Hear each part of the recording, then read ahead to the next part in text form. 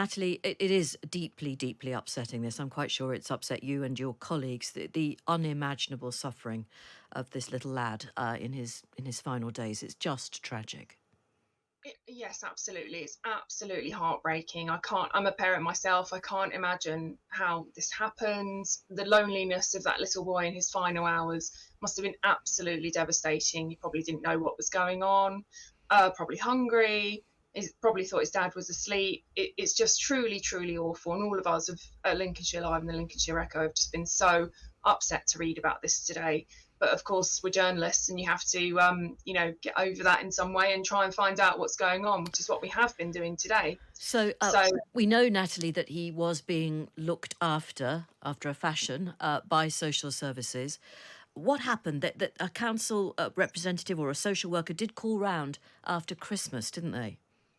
yeah, that's right. So we haven't got the full timeline of exactly what's happened, but we've had some details from Lincolnshire County Council because he was under their care to a certain extent, although he was clearly living with his father. So a social worker apparently called around at the house on December the 27th, got no answer, went back on January the 2nd, another time of having no answer on the door, and then went round again on January the 4th, a further time there was no answer, and eventually asked the landlord to let them in on January the 9th, which is when the two people were discovered.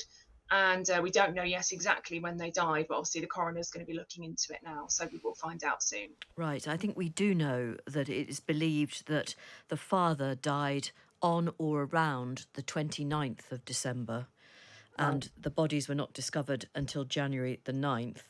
Yeah. Um, Okay. it is astonishing that, as the MP pointed out, neighbours didn't notice. 2-year-old children, they don't want to be inside at any time of the year, they want to be outside. Did nobody hear anything? Did no one wonder about why father and son hadn't been out and about? There was also a dog. Did no one hear the dog barking? I mean, what more can you tell us? Well, I was quite surprised to hear that none of the neighbours had we've been speaking to neighbours today, and they said they knew the man, they knew Kenneth, who was lovely to speak to, they knew the boy, they described him as gorgeous, happy, and smiley. And Skegness itself is a small place. I mean, it's a very small town, close knit community. But just looking at the roads, there are a lot of to let signs there. It's these kind of old Edwardian townhouses that you quite often see along the seafront. It's literally behind one of the main arcades on the seafront, so it's right there. But it looks like a lot of the houses have been split into flats. And without knowing anything about the circumstances of this boy and his father, I'm wondering whether they had only just moved in, or is a kind of short-term rental for them. We know there was a landlord, so they weren't owners. They weren't owners of the flat, and they clearly knew people in the street.